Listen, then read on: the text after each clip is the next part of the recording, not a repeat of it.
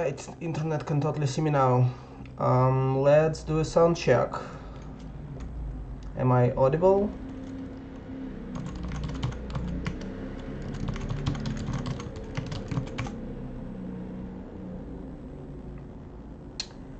Or do I have to do something with the mic?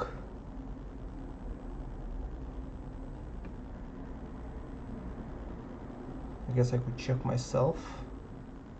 Oh, hey. Alright.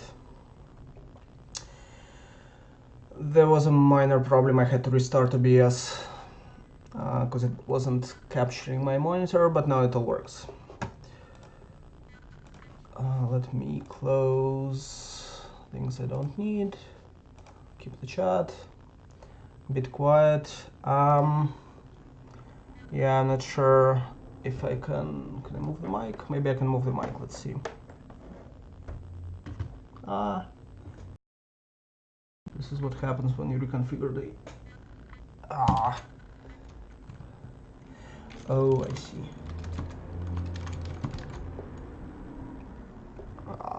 Alright.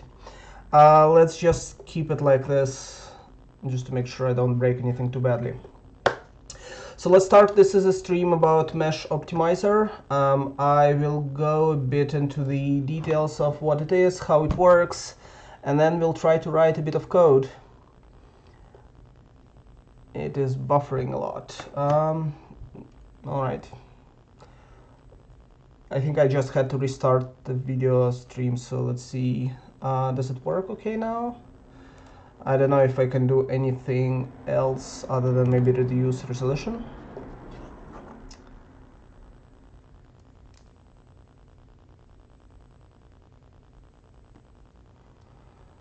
Alright, as usual, we'll spend the first. Okay, alright. Alright, let's just assume it's fine. I don't know if I can improve anything anyway. I'm streaming off a relatively low-powered PC because I don't have a high-powered PC. The reason I don't have a high-powered PC is I'm switching configuration a bit. I think I wrote a bit about this on Twitter. I'm trying to get a desktop now, and I'm using Surface Pro as my laptop, and I'm streaming off the Surface Pro now, so it's like a dual-core CPU, nothing too impressive there. So let's go cover like meshoptimizer. So meshoptimizer is a library. It's available on GitHub. It's open source. If things that we write today on stream will work, we'll commit them, and if they don't, we won't. I don't know how this will go. Meshoptimizer has a lot of different algorithms that try to improve the performance of how mesh rendering works on GPUs. There is cache optimization, indexing, etc., etc., etc. There's a lot of different algorithms. Some of them are more or less complete. I'm happy with how they work. Some of them are not. We will be working on the one that is definitely not complete, which is simplifier, which takes a triangle mesh and tries to reduce the number of triangles in the mesh to hopefully still look reasonably close to what we started with, but obviously fewer triangles, faster to render, etc., etc. There is tools available to do this in various modeling packages like Blender, Maya, etc. There isn't really a good permissive open source library to do this, and sometimes you want to do this. So my focus is I want an algorithm that works reasonably well. I want the algorithm to be really fast. Like if you have meshes that are millions of triangles, want to simplify them down to thousands, this should work. And it should work on real game meshes. A lot of research around this area, which is from like 1990s or something like this, 2000s, is focused on these traditional like academic meshes with just vertex and normal data, and some of them break when you introduce them to real game meshes. So let's look at a real game mesh and what meshoptimizer does with this. So this is a mesh that I got, I don't know, from Sketchfab or something like this at some point.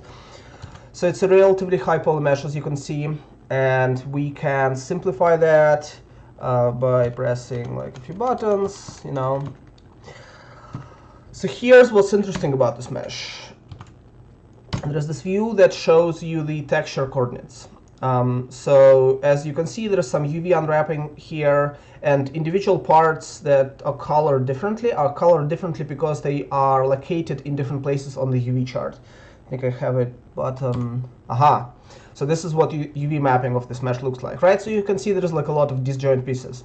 When simplifying the mesh, you have to be careful about how you do simplification, so that despite the fact that the mesh is kind of broken up into these charts on the UV unwrap, the mesh geometrically still looks right. And how do I switch back? So right now, if I simplify this, then there's some problems. So you can see here, the simplifier did something weird with the vertices, and it's almost like the vertex got flipped, so that the UV data that corresponded to like this part of the mesh now is here. There's similar problems here. There's similar problems here and here. And I think, let me see, there is a target error, which is like the worst case error that we can tolerate. I think if I stop doing that, then it's even worse, but I don't remember. Let's see.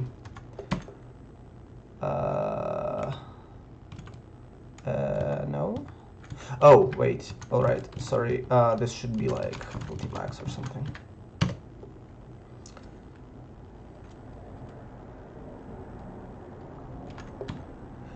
Well, it's kind of the same. Okay, never mind. So basically, these are the issues that I'm hoping to fix. And to be able to fix them, I have to go a bit into how meshoptimizer works, why these UV maps are even a problem, and what I'm doing about them now, and what I think is missing. And then we'll try to add this missing bit and see how it goes. Let's pause. I will read the chat. Is this a decimation algo, aka removing verts? It is a decimation algo. It is removing edges. I will cover this in a bit. How long have I been working on the mesh optimizer?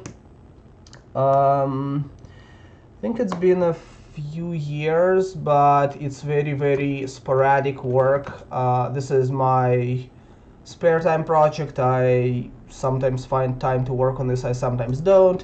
Sometimes I would have like a continuous, hey, I'm working on this algorithm for like a month, like spending like half an hour to an hour every day, and it's progressing. And then there will be a gap of like, you know, a few months where I do nothing. But I don't know. Let's check. Is there a way to like, oh my god, this might take a while. Okay, let's just say a few years. I don't remember when. Oh, actually, wait. I can do this, right?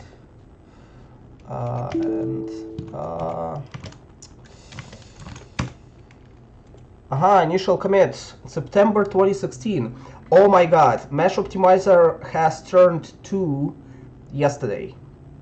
There should have been a cake. There's no cake. Is Mesh Optimizer library going to be used for the upcoming automatic LOD feature in Roblox?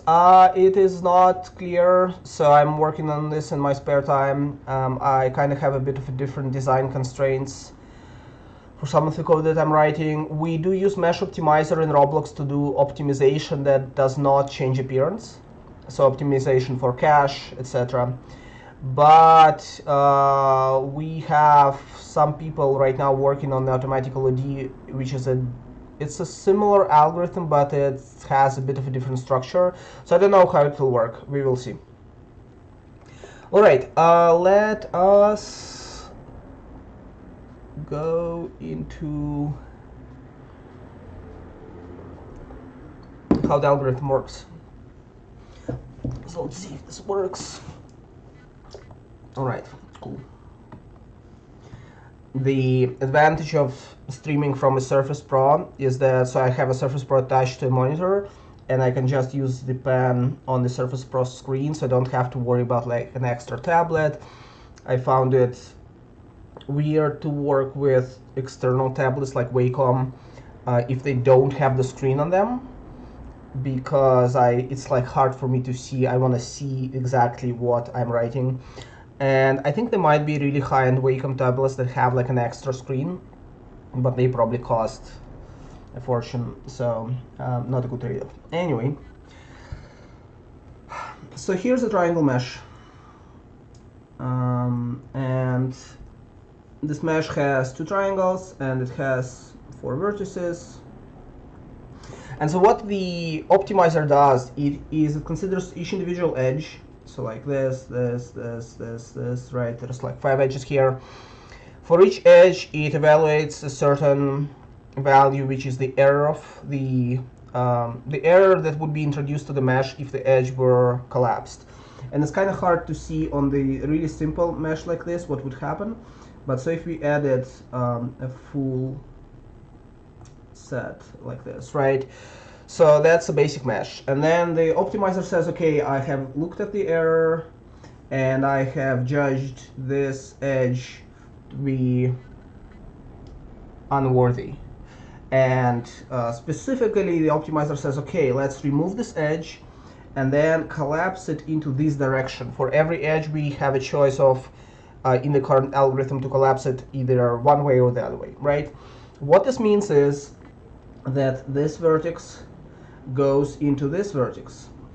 So they get merged together, right? And so as a result, let's try to see what will happen. So we are removing this edge. This edge no longer exists.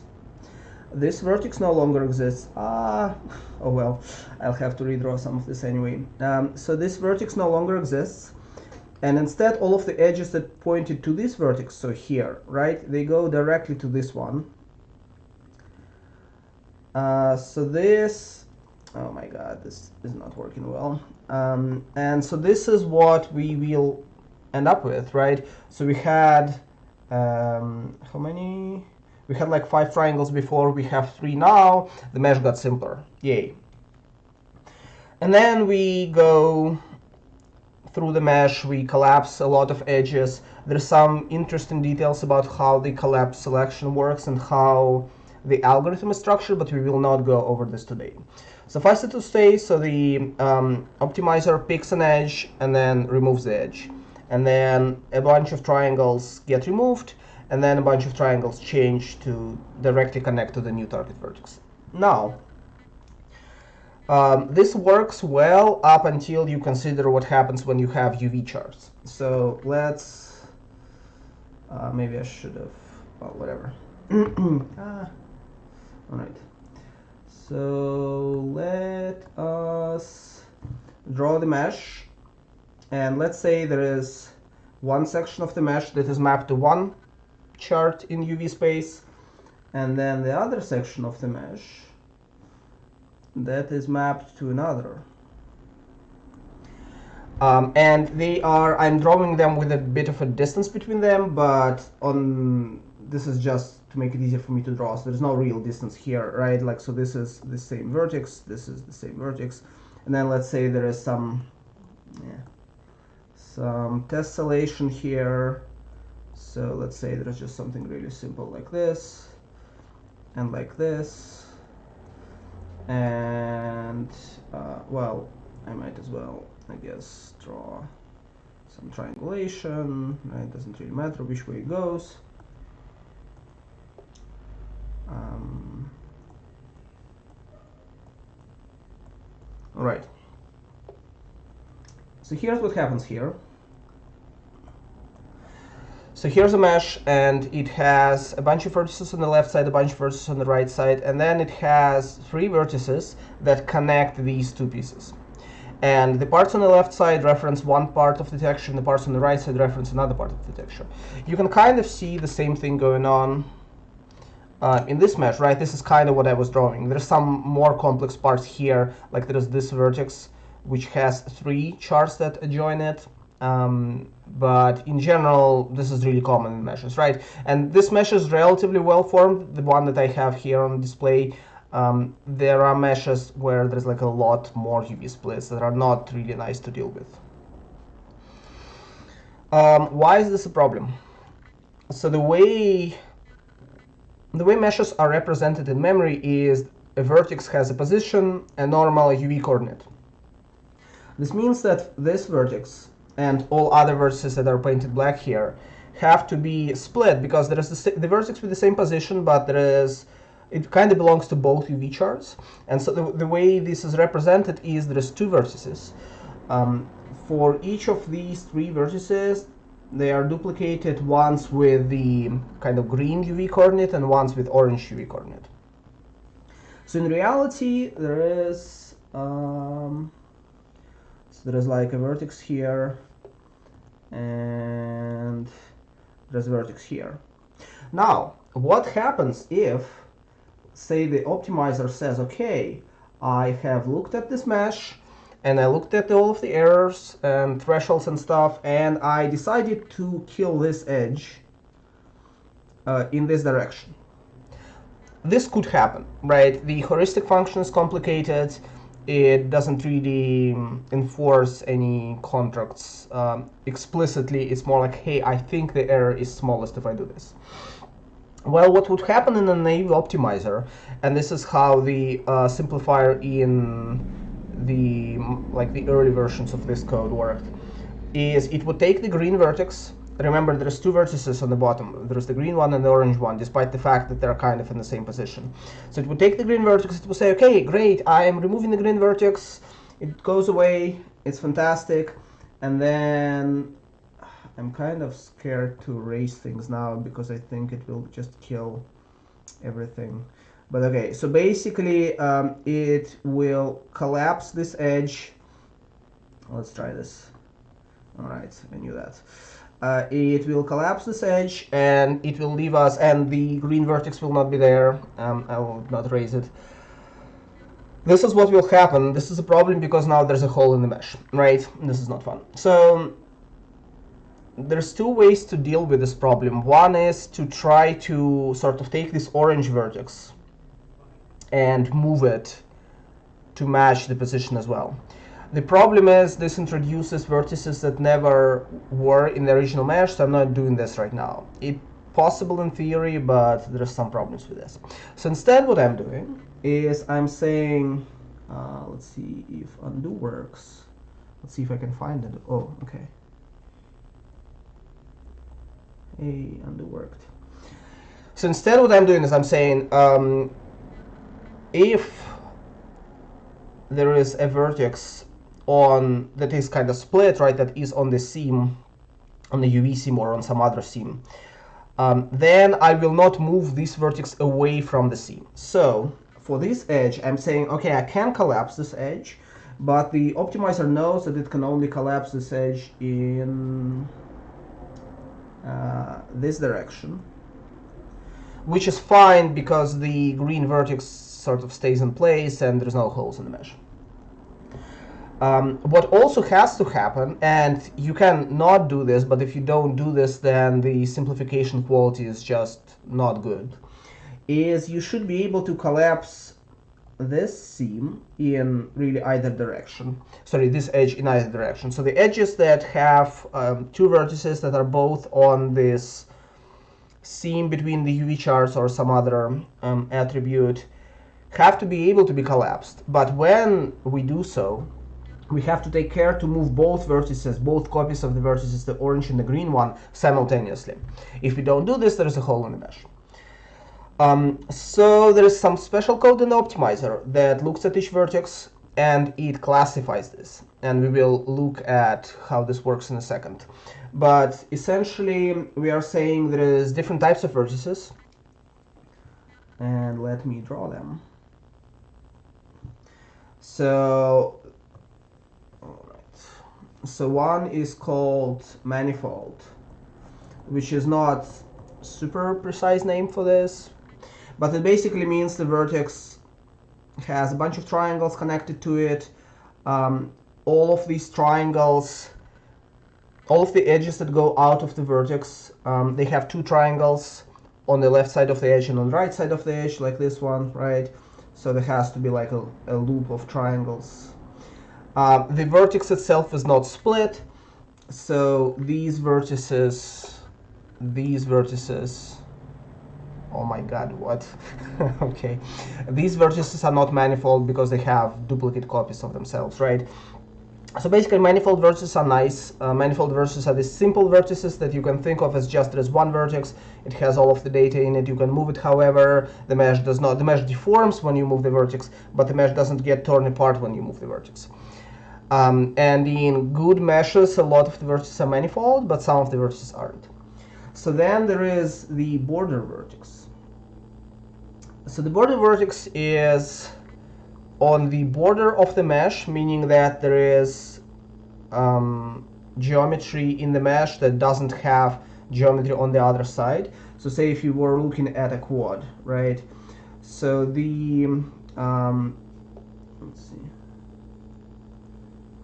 So this edge, right, is the border edge, because there is a triangle on one side of this, but there is no triangle on the other side of this.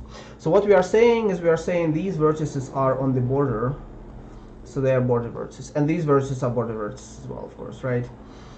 If you had two quads, so if you had something like this, right? Well, that's not enough. Okay, if you had four quads, I'm kind of running out of space here, then the vertex inside will be manifold, and the vertices outside will be borders. So these guys are border vertices, and the vertex inside is manifold. The third type of the vertex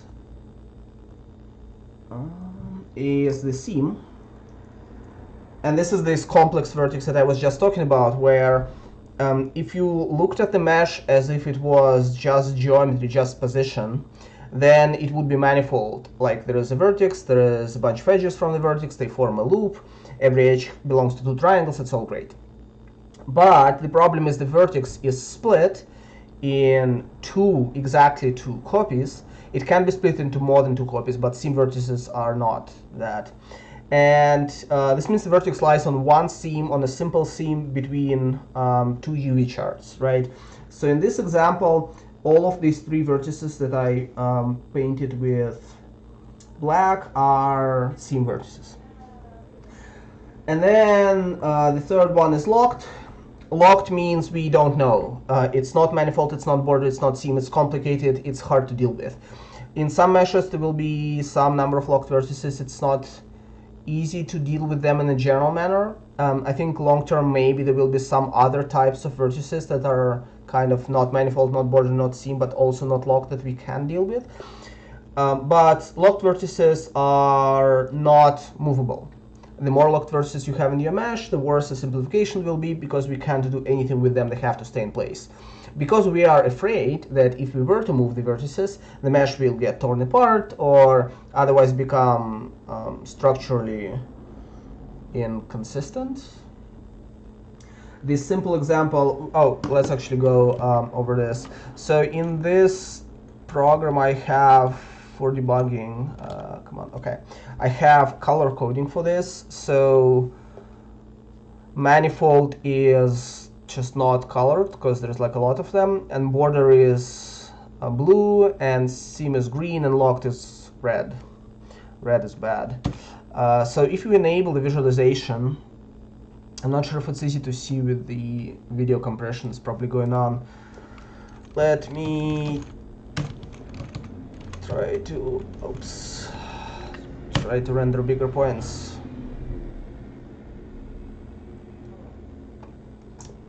Work. Okay, it worked a bit too well. Oh, this is because, okay, whatever, I will not deal with this. Good enough.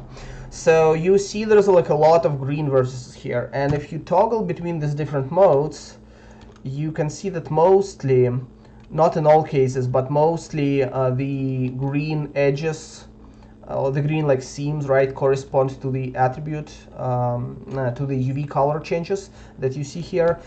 There's a bit more, like you would expect fewer green vertices if you just looked at this picture compared to this picture. I think it's because of the normals, but I haven't looked into this closely. So you also see a few red vertices. So for example, there is a vertex here that is red. This vertex here is interesting because it has 3 UV charts that adjoin it. And this is what I was talking about when I said seam vertices have exactly 2 copies.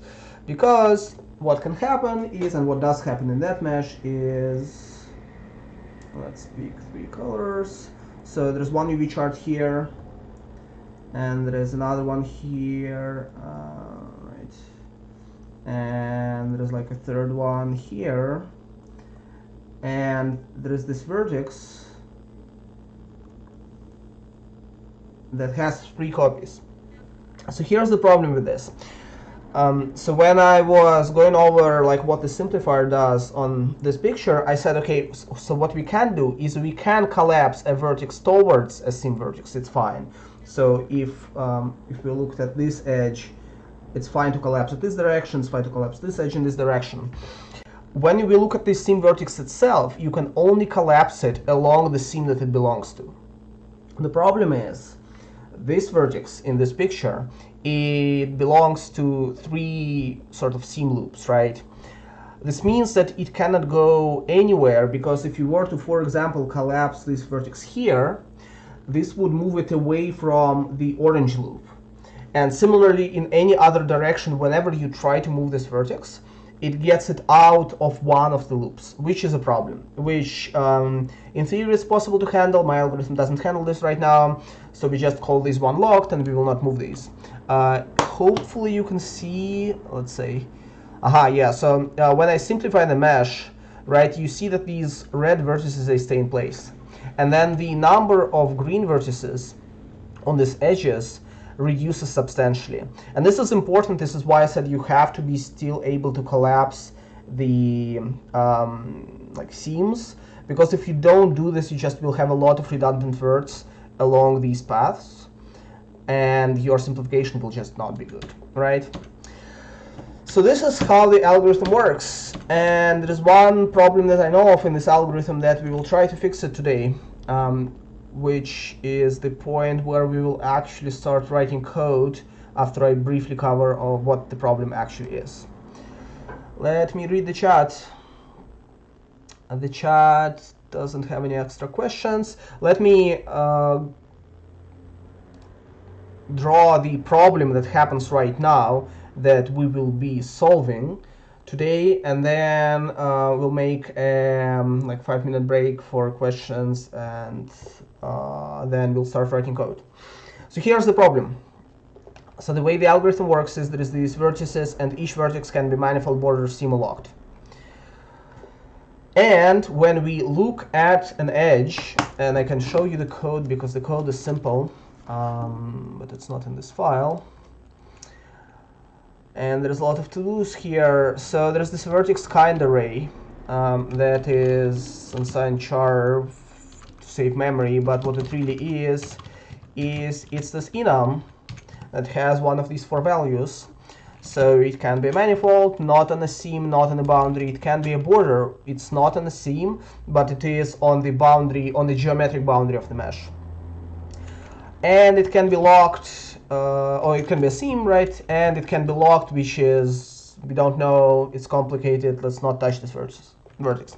And then there is this collapse table that says, okay, for each pair of kinds of vertices, can we move one to the other? For example, this table says a manifold vertex can move towards any other vertex, but a border or seam vertex can only move towards the vertex of the same kind, right?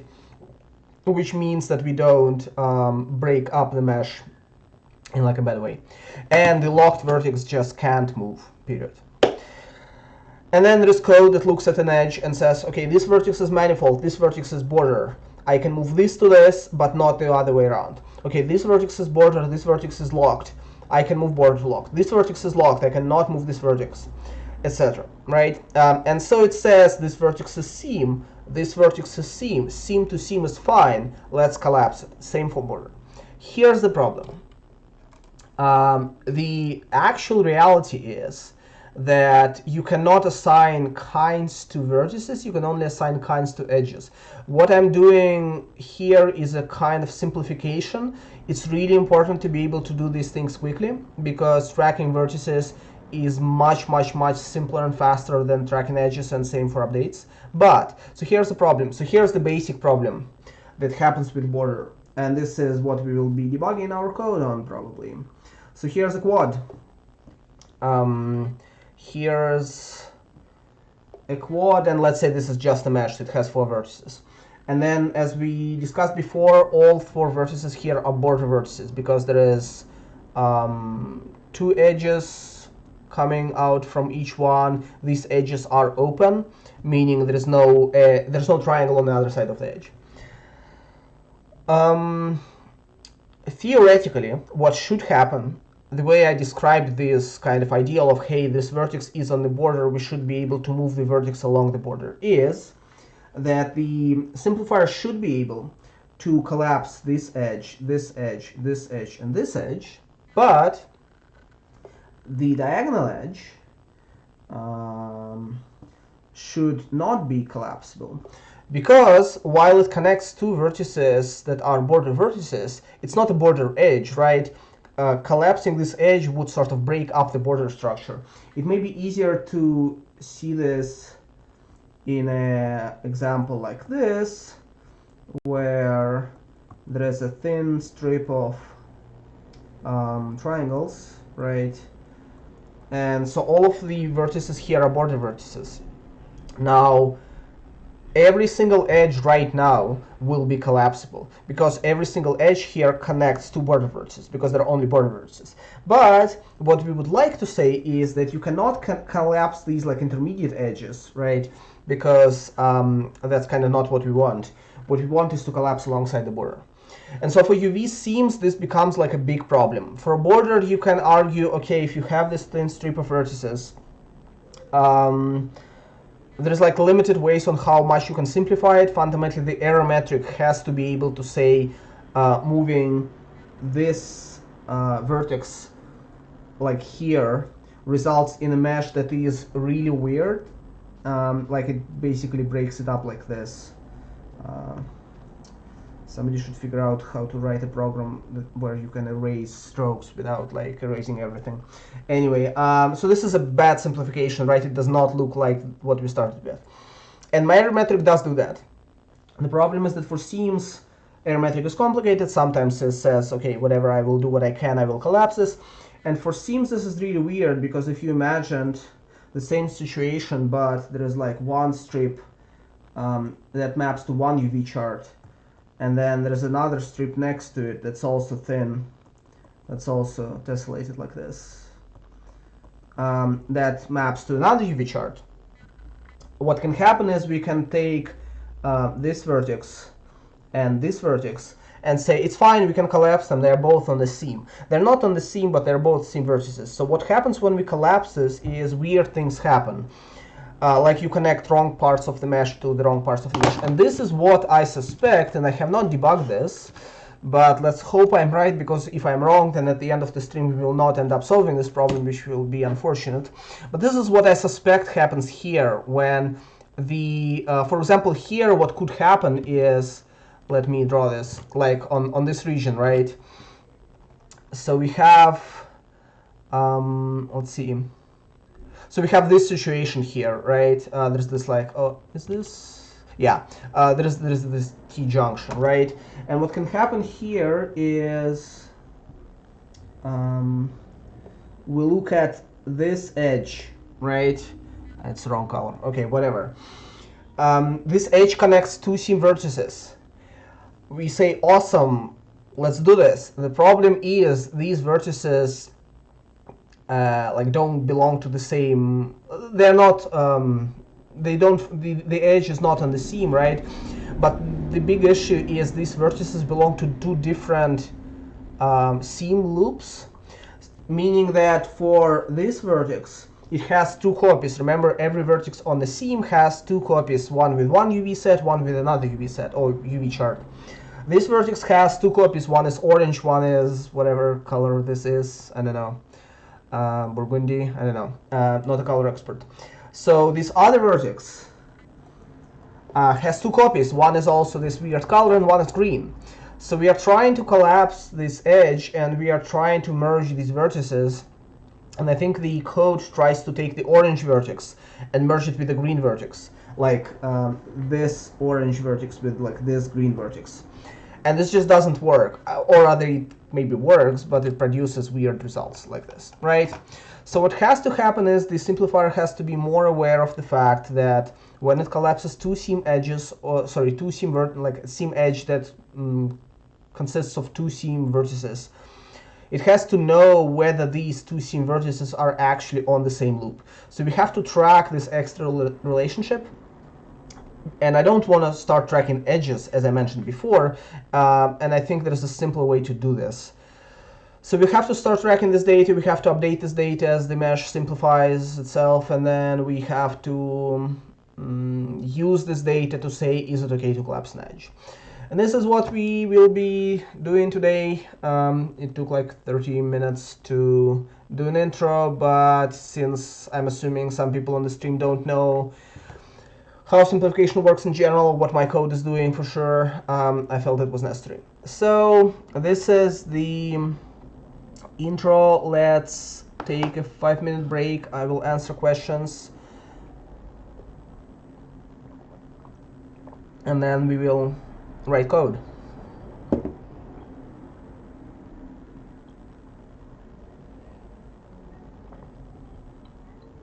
All right.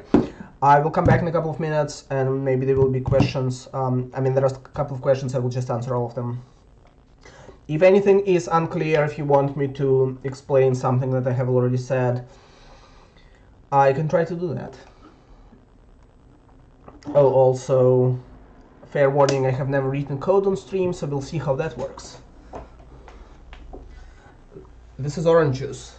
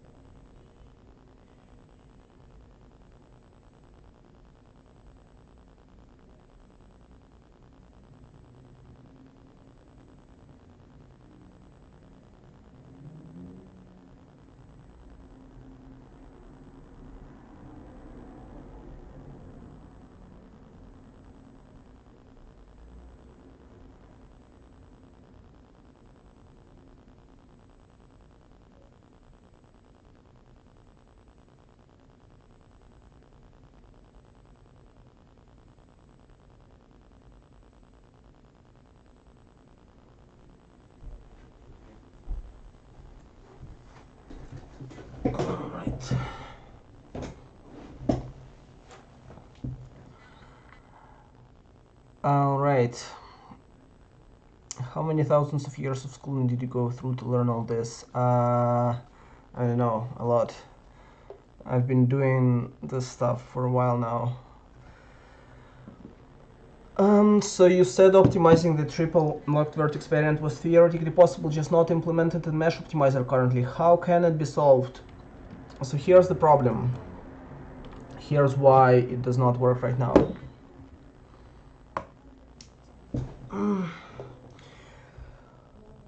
Or I guess I explained why, right? So the problem is if you move this vertex anywhere, you're kind of breaking up the seam structure, and what has to happen, for example, so let me try to draw what would have happened if I did move this black vertex to the right?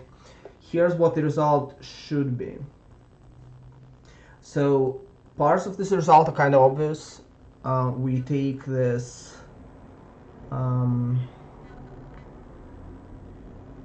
yeah, so we take this part and this triangle collapses like this.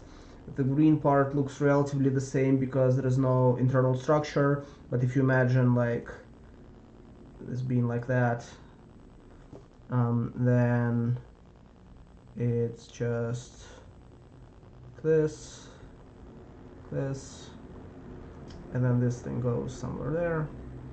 Maybe there's like a diagonal here, right? So these two parts are straightforward. Now the non-straightforward part is what happens here. So what should happen here is,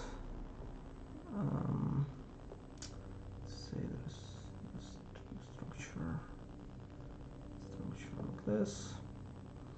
So what should happen here is that we get this, right? So here's why, and when you think about the orange variant of this vertex, I mean, there is a straightforward solution. You just have the position of this new vertex equal to the point here, and then you take the UV coordinates of this vertex as is from where you started from. Now, the reason why I don't do this right now is my current algorithm never creates vertices that aren't in the mesh, in the original mesh. So it simplifies edges, and it leaves you with a new triangle structure that references the same vertex structure. This is really valuable because it allows you to save memory. This means that the cost of adding extra levels of detail is just the new index structure, which is relatively cheap. So this is good for memory. This is performance-wise, you can argue one way or the other. It probably doesn't matter too much. But yeah, so this is kind of fundamental limitation, like I do not create new vertices. If I did create new vertices, you could solve this problem by creating a new vertex and just assigning position from one vertex and UV coordinates from another vertex. This requires more deeper understanding of like how the vertex is constructed. Right now, the interesting feature of the algorithm is you don't actually tell it what data your vertex is, what data your vertex consists of. It kind of figures it out. This is good for usability of the algorithm itself, like you just plug it in, it works, but it's bad for some of these things. So yeah, I don't know, I thought about this before. I feel like I want to have this limitation in the current algorithm. Maybe at some point I'll make a second one that doesn't have this problem, but this is what it is right now. There's also, like in this specific case, it's unclear that you want to ever move this vertex because the structure on the right that I drew here, like this one, is likely has a higher error than this one because we took like an edge and removed the edge, which is not nice.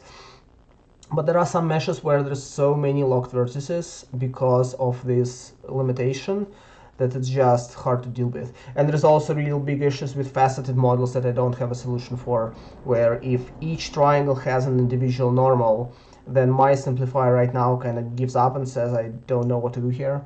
And it's basically you have to be able to say, I want to ignore normals or something like this to solve this. I'm not doing this right now. So what drink is this? I answered that. any papers you could link for me to look deeper in attribute guided collapse. So here's the deal, I have not seen any papers, or I've seen some papers, also what? Okay. I've seen some papers that say that this might be a nice idea, but I haven't ever seen anything that said this is exactly how you do this. There is good article by Tom Forsyth. Let me see if I can find it. Progressive meshes. Oh, wow.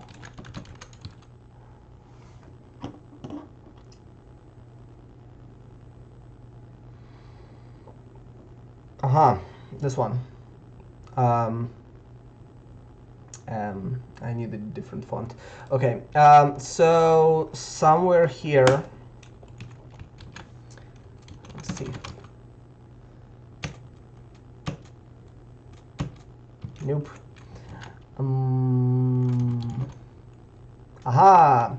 So I thought about this before as well, and my guess is a lot of simplifiers that I use for game content kind of do that, but this is the only reference that I can recall, right? And this is kind of what I'm doing. So when collapses happen along seams, you need to ensure both sides of the seam collapse at the same time. If you don't do this, the mesh gets torn. And then, right, Tom says that it takes a lot of bookkeeping in the code to ensure that collapses only happen towards seams and along seams, not away from seams. This is exactly what I covered. The amount of code that I have, I'm like really happy with because it's pretty straightforward, but it has some of these issues that will be fixed by writing more code. So maybe the perfect solution has a lot of code. Yeah, so I don't know off the top of my head any other references other than this like sort of passing comment in this good article. If somebody knows them, I will be excited to know, because maybe there is some academia research that has a better solution for some of these problems. Do the multiple vertices within one vertex that join seams together have knowledge of each seam, or just the single seam the vertex is part of? So there is knowledge about each seam if the vertex belongs to just two. I mean, okay, technically if the vertex belongs to 3 seams, we also have knowledge of each seam, but we don't really use it because the vertex is locked. But yes, I have vertices cross-referencing each other's copies, and we won't need to look at this code today. How does meshoptimizer preserve the 3D shape of an object? It's sort of difficult to visualize with drawn 2D views. Yeah, I mean, it depends on the mesh. Let's see. So there is this Stanford Bunny. Stanford Bunny is a relatively simple example. It does not have attribute data.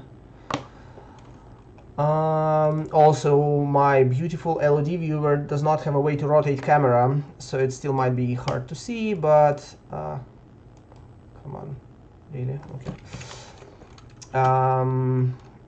Well, all right, so this is not super aggressive. Let's see.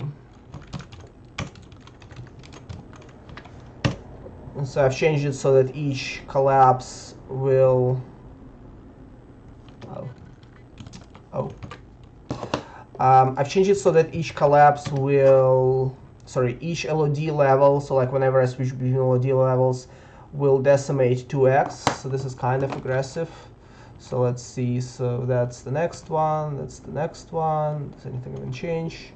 This next one, this next one, next one. So now we are getting into aggressive territory, right? Next one, next one. So this is like pretty aggressive. I don't know what happens now. Let's see. Oh, okay, this is still fine. Oh, okay. So this is pretty good. Now, it's hard to tell because there is no way to rotate the camera. Maybe the bunny like flattened out or something, but I think it will be fine. So this is a relatively simple example. There's no texture data here. There are some border vertices. A little known fact. Let's see. Does this work? No, this does not work. So a little known fact is that the Stanford Bunny has, the Stanford Bunny mesh has, and I can't show them because I can't open the mesh. Oh, Wait, so Visual Studio has this nifty viewer for meshes that I've used before, and it seemed to be okay. So let's see. So Stanford Bunny has a few holes on the bottom part of the mesh that are just triangles that like people forgot to add. This is not working very fast.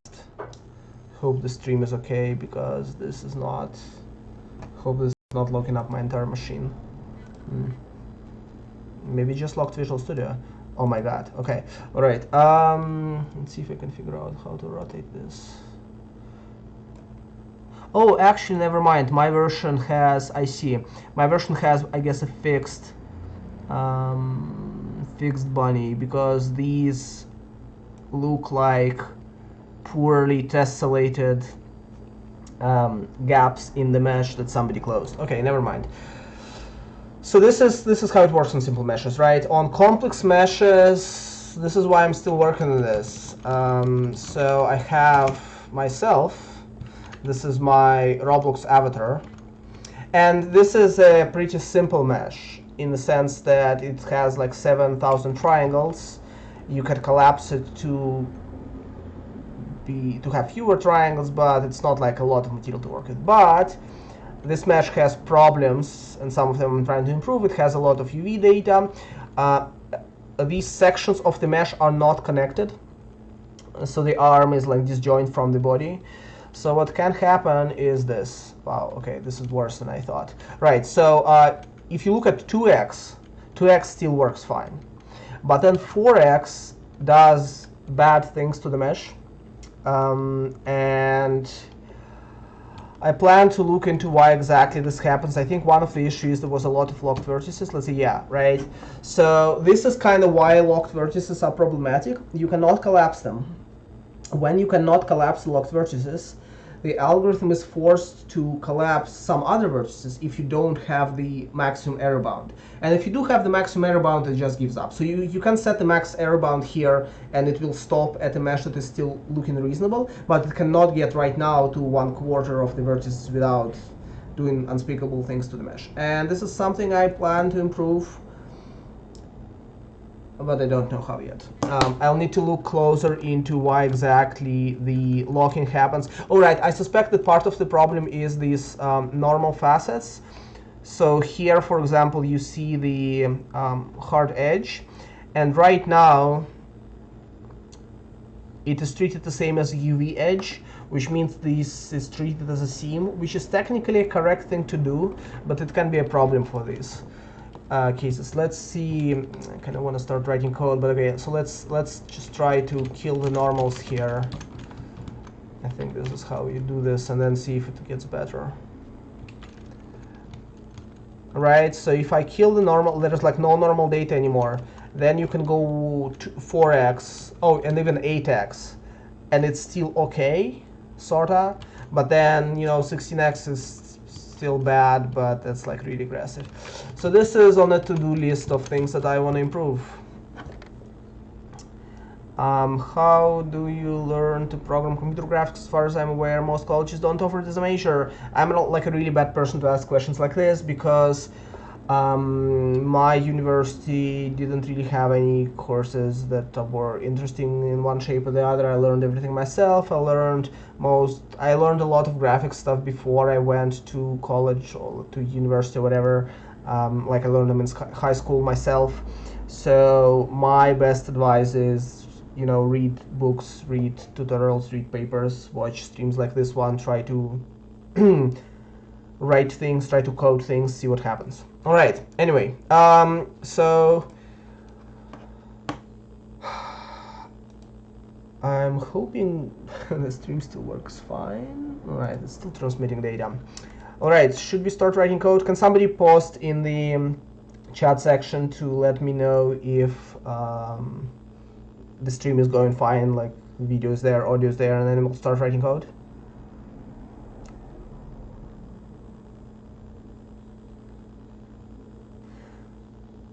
Off topic from meshoptimizer, question about global elimination in Roblox. It's a hard problem, we don't have a conclusion. We are working on The audio is unbalanced. Man, that sucks. All right, so yeah, we don't have a conclusion for GI. GI is a hard problem when everything in your world can move at any point in time, and you can do like real-time geometry manipulation. Audio is on the left side. This makes perfect sense. My microphone is on the left side. I should work on my stream setup. This is like a new mic. I had a, what was it? Snowball? Snowball? I think Snowball. And I was like really unhappy with the audio level. Like it was just super quiet. So I got another mic that's cheaper. That seems to be working better. But yeah, it is like directional. And I can't put it, I don't have a lot of space. I can't put it. I'll think about this for some future streams. Maybe I can put this in the center somehow. Anyway, all right. Yeah, so GI, hard problem. Geometry changes all the time. Not clear what to do with this. We'll do some research on this at some point in the future, but no news. All right, so let's start actually solving this problem. So here's what the problem, and okay, let's switch temporarily to a simple mesh so that we can actually debug this code. All right, this is already now we're in. I'm hoping that the intro section took a bit more time than I was hoping. I'm hoping that we can get something going in like half an hour or so. And then I kind of wanted to go for a walk at noon, but we'll see. Okay. So here's the quad mesh. It's very simple. It doesn't have UV data, but the problem is not just for UV data. As I mentioned before, the problem sort of happens for border. So there's 4 border vertices here. We do not want this diagonal edge to be eligible for collapsing. I can show, oh, I guess, wait, I can, okay, right. Right now, the error metric works fine in the sense that if we are evaluating these edges for collapsing, the error metric does not pick the diagonal edge, because if you were to collapse the diagonal edge, the mesh essentially becomes a point. So if we are trying to collapse at least one edge here, we are doing some other edge. And then if we get more, then yeah, just like no triangles. But I want to use this as a test because I want to write this code so that it's easy to debug, and then I want to run this on like real meshes and see what happens. So the way I was thinking it would work is this. So there's this code here.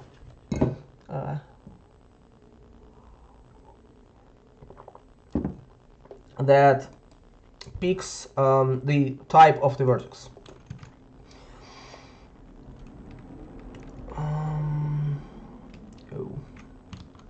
Okay, all good. So the way it does this is it looks at the vertex, and then there's some code here that I will not go into details of because we are kind of going slow today, so I want to get something done. So the code says there's one copy of the vertex. So the vertex has 2 copies total, right? And it might be an attribute seam. To figure out if this is the case or not, it says give me all of the open edges. Open edge means an edge that does not have, it only has one triangle on the side, right?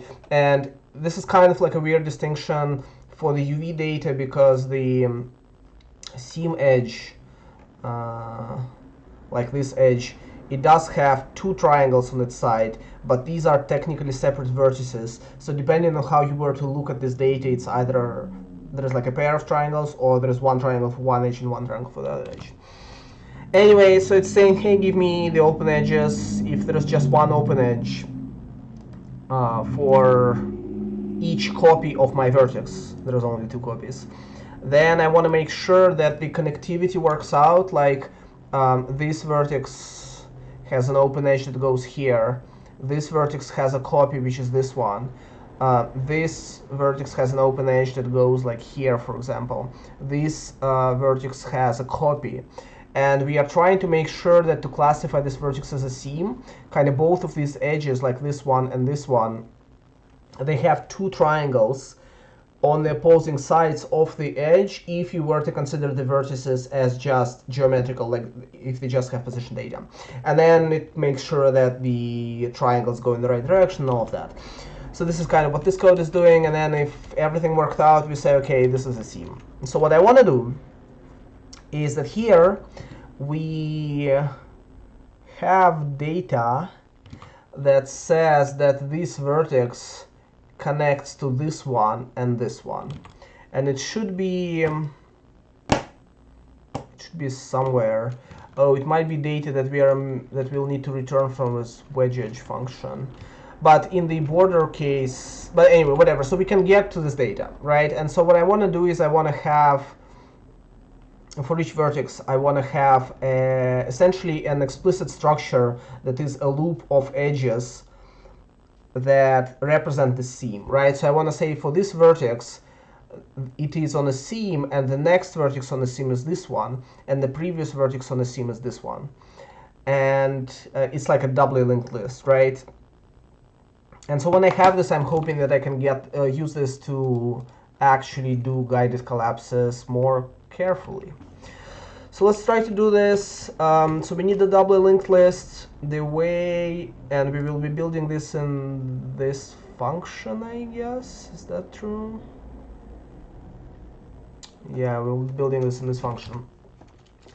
So the way this code works is I like to use arrays. Arrays are awesome. So we'll be doing a linked list in this weird way where so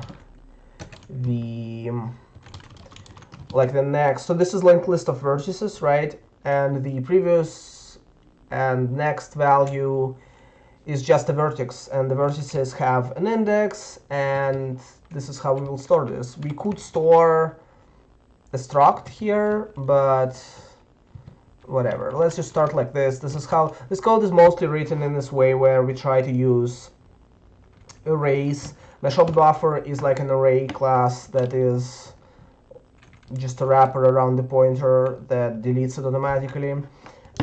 It's like std_vector, but it's faster, smaller, etc. Whatever.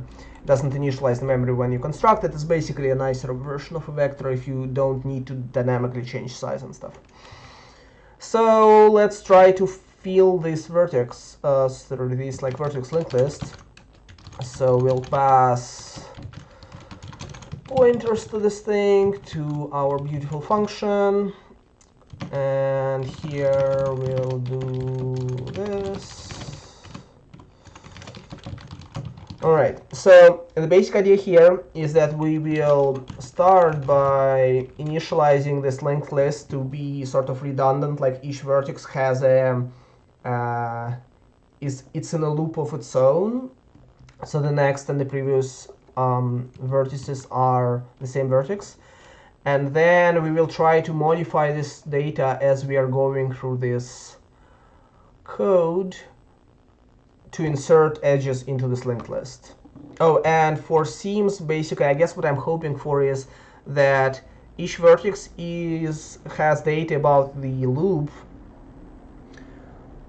and the data is about the, how do I say this? Like the loop of the same color, right? Like when I was talking about the copies of the vertex and them belonging to these different parts. So I'm hoping that this vertex, okay, this was interesting. Okay, so I'm hoping that the orange copy of this vertex, right, will be in a loop. So it will have reference to this guy, like to this orange copy of that vertex. And similarly here.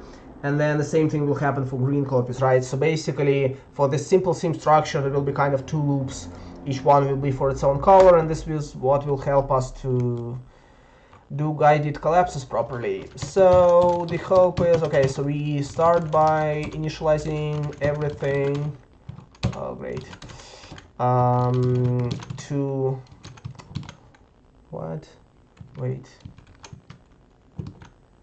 Oh, perfect. So my control key is not working very well today. I was trying to fix this. I need like a new keyboard. All right. This will make this awkward. Why does it? So control S. Oh my God. What? Interesting. Alright, I will try to not use this. For people who are wondering what's going on with this editor, this is Vim. I know it looks like Visual Studio, but it's really Vim. So this is why the cursor is solid, and some of the things, some of the kind of ways of how I edit code may look weird to people who edit code in Visual Studio. But this is Vim. I also have like actual Vim here, but I can't run a debugger from here. So we'll try to edit code here. All right, so let's cover the simple case first.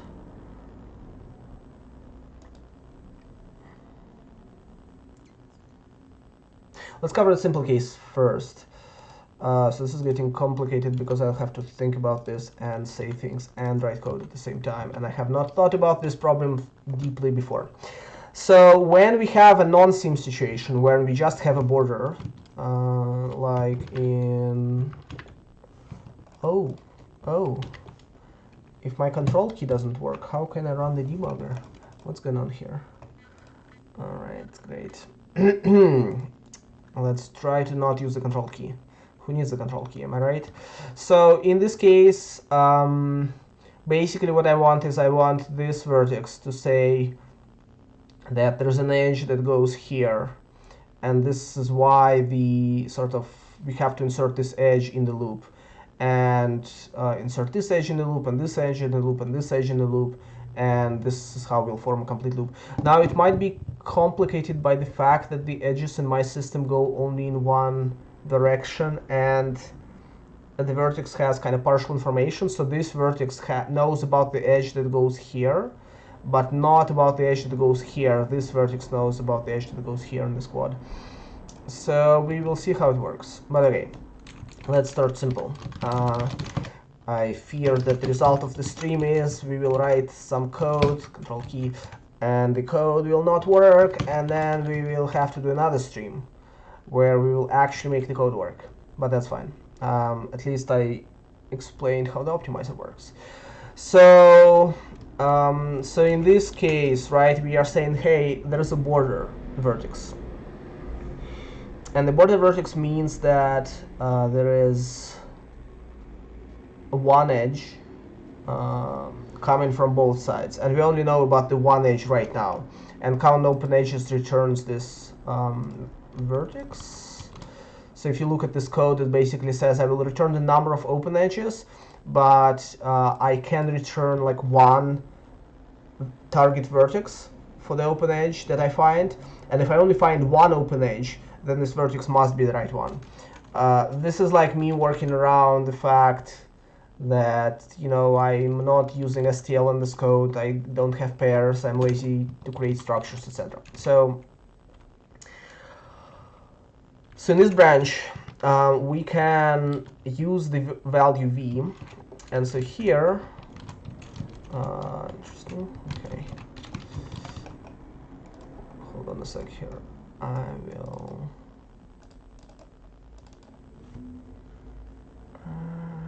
I don't like this feature.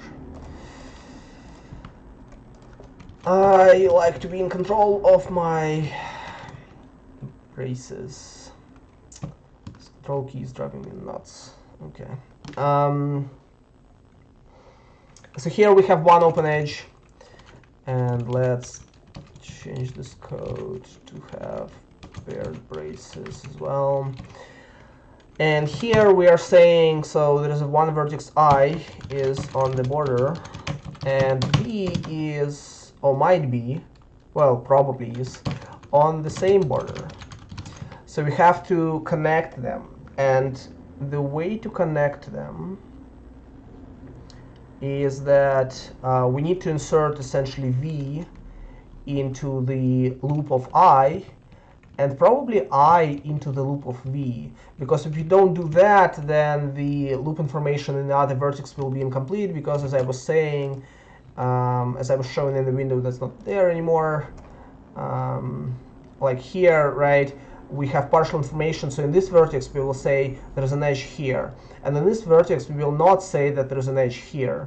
So we have to, when recording the information about this edge, we have to update both loops here. So basically we need to insert I into the edge loop for V, and insert v into the edge loop for I.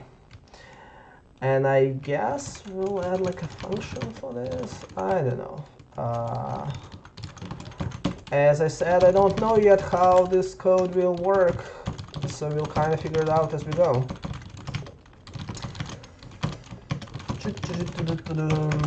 So this is just like a linked list insertion. So we have loop ref I and loop next I, and we will insert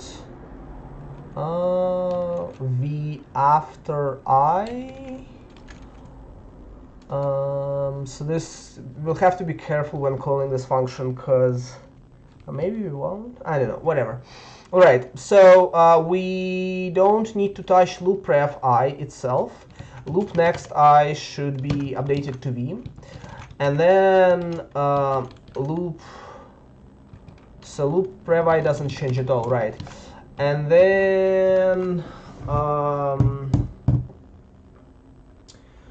we have to record the previous next, and this guy has to point back to I. Oh, this is interesting. We are kind of modifying both. Maybe we won't need to call this function twice. So this is what has to happen, right? And then let's see.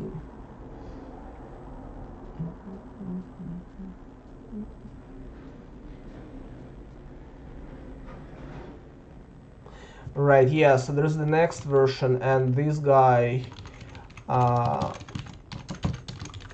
should have been pointing to I, because it was the vertex after the I, so the vertex before the one that's after the I should have been I. And now this guy should be V. Oh my god, control. What happens is I'm hitting Control S, and I think Control is just getting ignored. And my editor is Vim, so it interprets S as like remove the character, which is not fun. Right. For next team, I'll buy a better keyboard, or it was a good keyboard, but then something happened to the keyboard and the control doesn't work. So let's see, do we need to update anything else? So loop next V is fine. Loop next, I think this should be it. I don't know. And right, so I guess we only need to do this once, because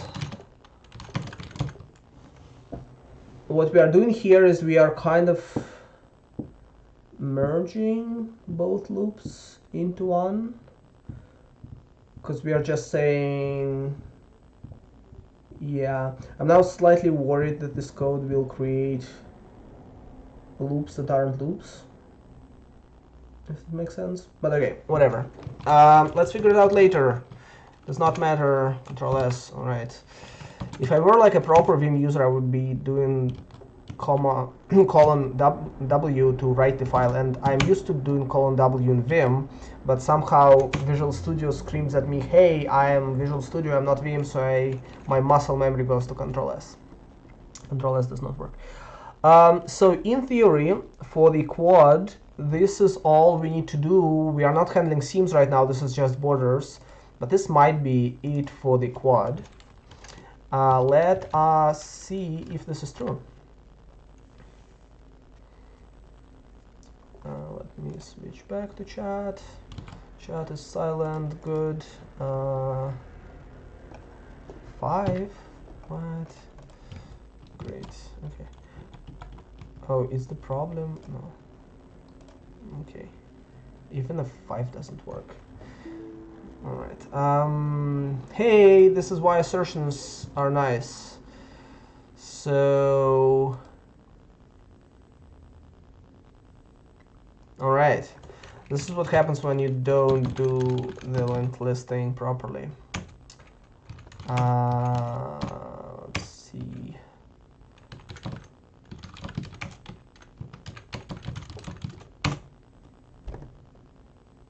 Oh yeah, that's like a weird linked list. We are not finishing. Oh yeah, okay, right, yes.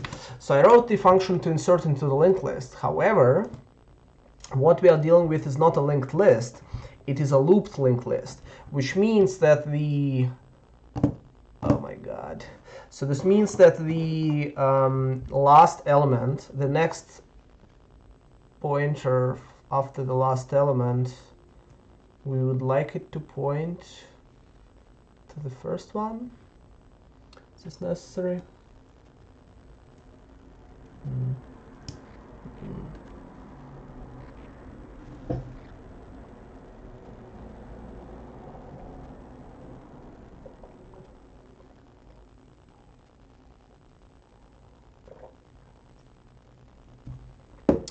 Maybe we don't want to do that.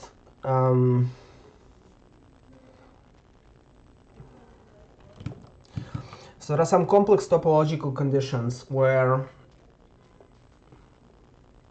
so this thing is a loop, right?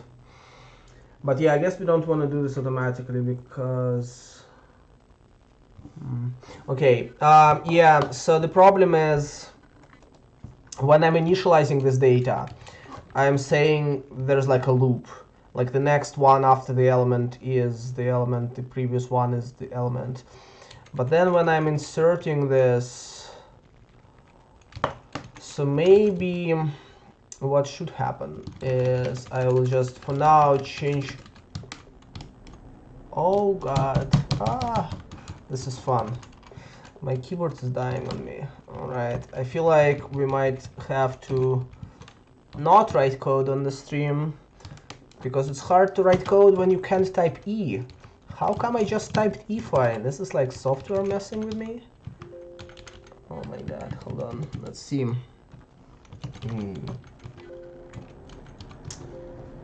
Alright, interesting. Programming without, I just typed in assert. How did I type in assert without E? Aha. Okay. All right. All right. New plans for today's stream. I will not write code on this stream because my keyboard died. Instead, we will spend 10 more minutes of me going over some existing code and explaining how that works. Maybe that will be more useful to people. And then we will end the stream. And then I will get like a new keyboard. I wanted to get the new keyboard for a couple of days now, but I really thought this keyboard would sort of get me through the stream. Because the only problem before the stream was the control key was like hard to press but still worked, and I tried to disassemble it, just the control key, like take the control key off and look at the like the key and try to clean up the connection and stuff, and that worked. And as you see, I wrote an assert statement, and now I can't write another assert statement because I cannot write E or R, or maybe I can write R. No, I think just E worked. Anyway, all right.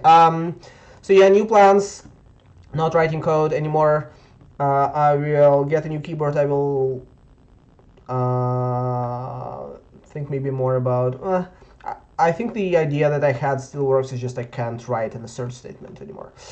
And then we will do another stream where we will actually write code. And this stream might happen next week, next weekend-ish, something like that. All right. What was the keyboard? The keyboard was like Amazon Basics keyboard. I don't know. It's like really simple, small, slim. It was fine. It served me for like 4 years now, and it cost like $20, so it was a good purchase. All right. So change of plans. Let me. This will be interesting. So I'd like to, I mean, we haven't written much code. I'd like to stash it, but I can't. So if I try to type git, I can only type GT. Alright, so I can't even stash this. I do not have UI for Git. I mean, I have a keyboard for Surface Pro. This is like my external keyboard, but if I attach it, it will be really painful for me to do the stream. Let's see if this works. So I will not do the stream like this, but maybe it will be enough to... let's see. This is the keyboard. This is like the Surface Pro keyboard. And this is not the one that's broken. The one that's broken is the other one that's like normal size and stuff. Alright. Aha! This keyboard works. I cannot type code like this because the keyboard, like, there's not enough space on the desk and stuff, whatever. So I will not actually type code, but I will save. So yeah, we did not write too much code, but we will stash this.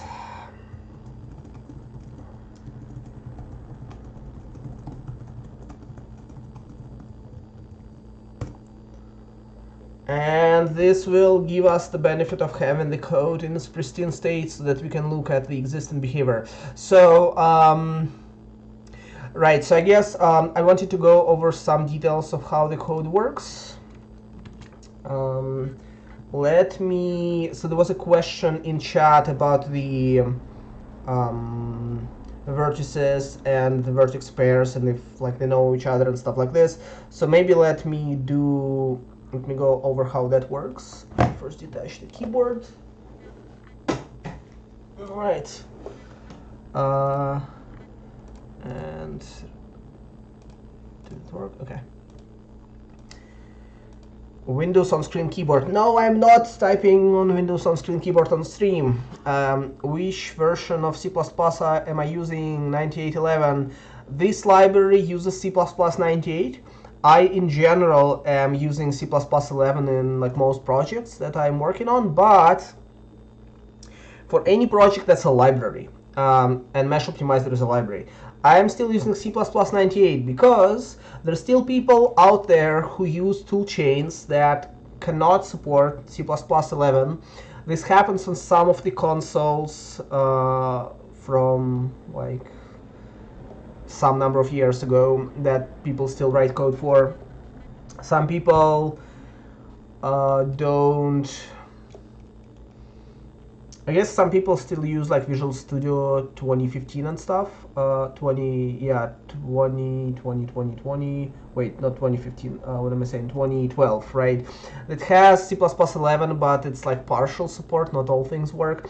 And in general, I'd like to not have barriers to the code that I have that people want to use as a library. This is why it's MIT licensed. This is why it uses C++ 98. This is why I'm kind of aggressive about I want to have the code work. If there's like a problem on some compiler, I will fix it. If there's a warning on some compiler, I will fix it. Even though warnings can be stupid, I want to have my code to just work. So yeah, C++ 98. What happened to the Vulkan render stream? Is that still happening? Yes, that is still happening, but so as I mentioned at the start of the stream, I do not have the hardware right now to do the stream, in the sense that so I have the Surface Pro that I'm using as my like laptop, and it works well for me. And the problem is it has an Intel GPU, and the default drivers don't have support for Vulkan. Now the future drivers do have support for Vulkan. They don't have some of the stuff that I want to cover, and in general I kind of afraid of like this stream was kind of an experiment. I didn't even know if streaming would work from a Surface Pro. It is a dual core processor, right? Like there's no fan in this computer. So the fact that it can stream while me writing code, apart from this external keyboard issue, that's the fault of the keyboard, not the Surface Pro. Like I didn't even know if this would work, and I'm kind of afraid of doing this with like Vulkan, and I will start like doing GPU stuff, like hardcore GPU stuff, and opening. So the LOD viewer that I had, this is like using OpenGL 1 OpenGL 1.1, I think, right? This is because it takes the least amount of code to throw it together, and I just wanted something that renders triangles on screen.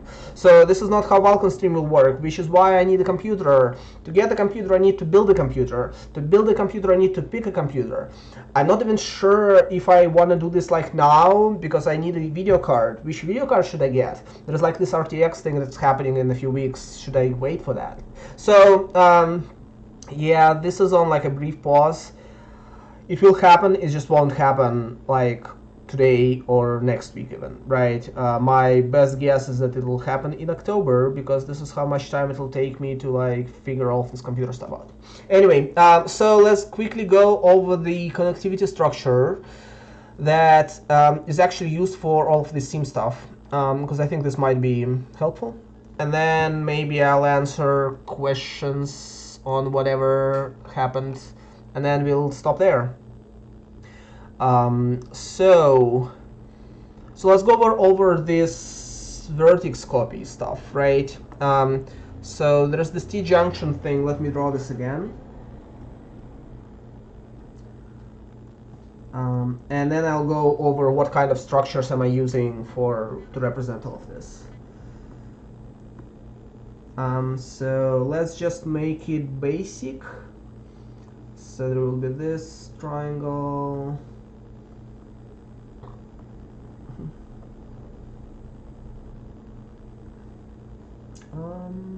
I forgot which colors I used before. Definitely not these colors. Whatever. So once again, right, I'm drawing these things at a distance, but this is like how, this is just to make sure that I can actually draw this and not go crazy. So the idea is this vertex is, there is like one vertex in 3D space, there is one position, and then this vertex has three UV coordinates, right? The orange one, the green one, and the blue one. And this vertex would be locked, but still we have to be able to reason about this vertex and have some data that represents it and stuff, right? So let's go over what this data is. So the first thing that happens in the optimizer is it builds this edge adjacency structure. So edge adjacency is important if you wanted to be able to quickly query things like, so given, let's start with like a simple vertex. Given this vertex, what edges does this vertex belong to? And what triangles and all of that, right? There's a few different variations on adjacency structure. So I'm using edge adjacency, which means that for each vertex I can get edges that it connects. I don't care about triangles in the simplifier at all, because triangles are just kind of like a byproduct, sort of. We start with a set of triangles, and then we create a lot of data about these triangles, about the edges and the vertices of this mesh. And then on each iteration, we choose edges that we need to collapse. And then we still take this set of triangles, and then we change this set of triangles. But we never operate on triangles directly. We only operate on edges and vertices. So triangles are really of no consequence to me, which is why I use an edge adjacency. In some other parts of the meshoptimizer library for other algorithms, I use triangle adjacency, which is similar. Anyway, so the way this works is this. This is really storing adjacency for half edges. So what this means is that for each vertex, or rather for each edge, the edge has direction. So, and depending on how your meshes are oriented, you might be picking clockwise or counterclockwise. I think I pick clockwise, doesn't really matter. So basically what I'm saying is these three edges in this triangle, they have this directionality, right? And for each vertex I will store all outgoing edges. So this structure is slightly obfuscated. It's not really obfuscated, but it's like the fastest way to implement the structure. So this counts, so all these arrays are basically saying for each vertex there is a count. This is the count of edges. And then for each vertex there is also a set of edges, right? So we know the count, and now we need to store the edge data somewhere. And the edge data is just the vertices where the edge goes. So what would happen is that for this vertex, we will store a count of 1.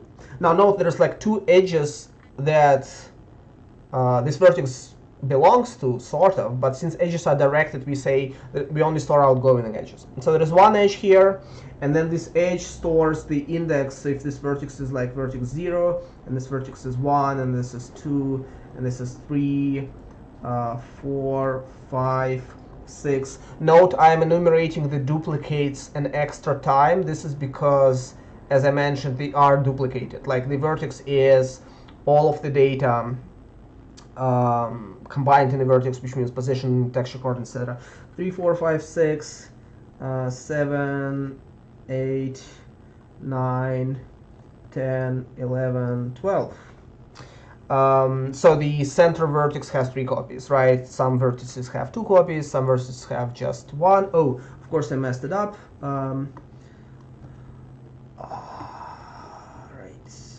So this is 1, 2, 3. All right. Burn it all. Burn it all. 4, 5, 6, 7, 8, 9, 10, 11, 12, 13. And let's restore. If anybody has suggestions for like a drawing program that doesn't erase stuff randomly, that would be appreciated. I'm using OneNote. I've used OneNote before, but I haven't really done the research on what else is out there. This is the wrong color. This is the right color. All right. It does not matter much which way this goes. Note that the vertex at the bottom, the one that says 12, there is just 1 because there is no difference in attribute data. So I think this is right. Okay, cool.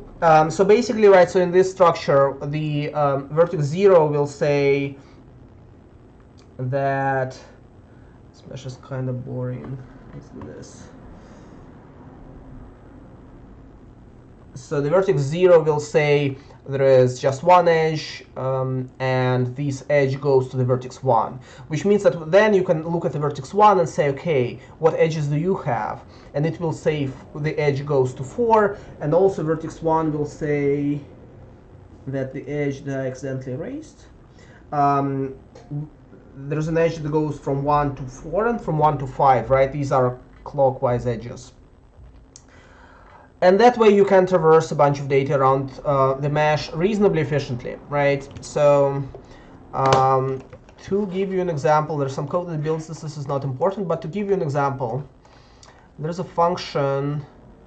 So here's a function that says, okay, is there an edge between A and B in this direction?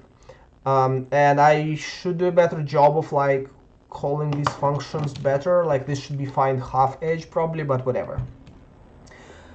You can see what it does is it says, okay, there's like this many edges coming out from this vertex, and this is where they are stored. And then we just go over all of them, and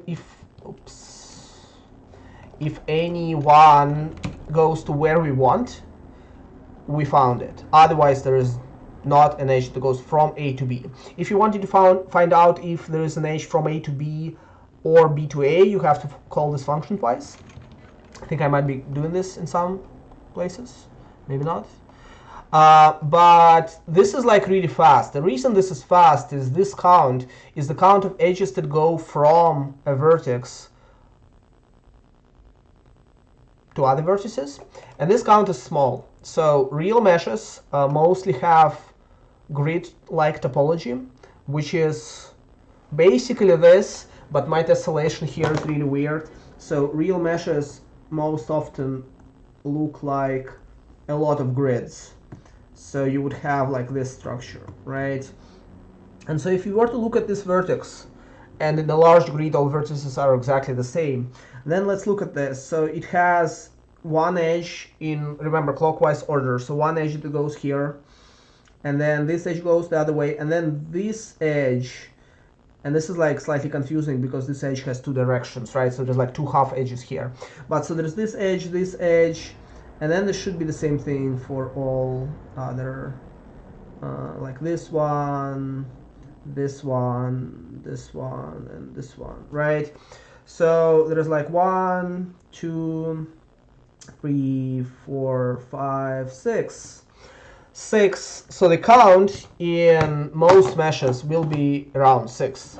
Turns out looking for a vertex in the list of 6 is really fast.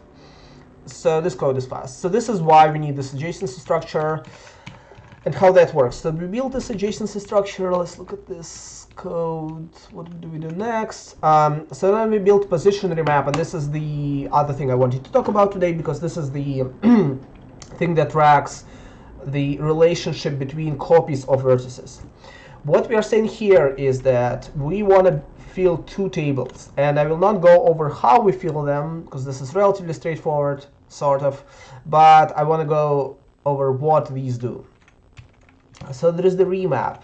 Here's what the remap does. When you have a vertex, so you have like 5, 6, and 9, right? They all correspond to the same position. We want to know that this is the case. So what we do is we say, okay, each vertex will refer to one other vertex that has the exact same position, but that is the canonical representation of this position. Meaning that for 5, 6, and 9, we will pick one of them as the canonical one, and then all three will refer to that in the remap table. And practically speaking, we pick the lowest, the vertex with like the lowest index as the canonical one. So basically here we will say that remap of 5 is 5, canonical vertex for 5 is 5, and then for 6 and 9 it's also 5. So this is really helpful, because if you wanted to ask, okay, given these two vertices, do they have the same position? You don't need to like look at position and try to figure out if it's the same by comparing it or something like this.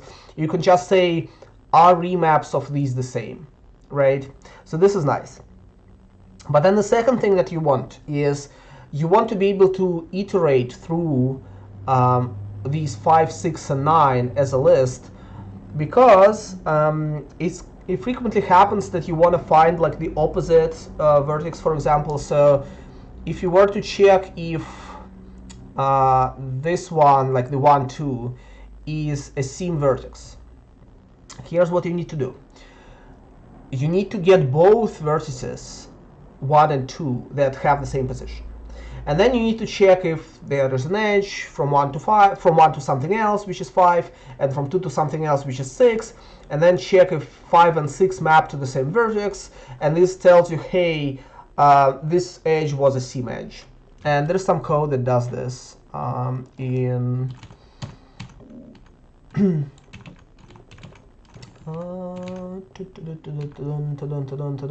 in here. This is I think, yeah, I didn't really explain this, but this is kind of what we're doing here. We are saying, okay, give me an open edge from a vertex to a vertex, and an open edge from one other vertex to something else, and then like see if the connectivity structures join up nicely, like if we are looking at the edges that are pairs of each other, like if you think about the mesh as just having position data.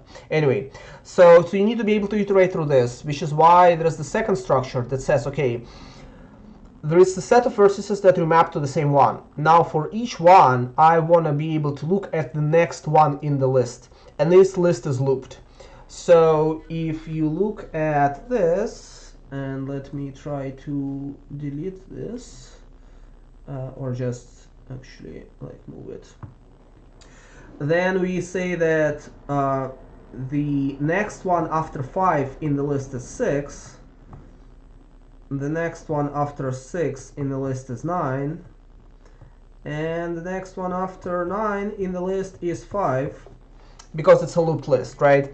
And this is convenient because this means, okay, if we were to iterate through all vertices, I think this one does this, yes. All vertices that have the same position.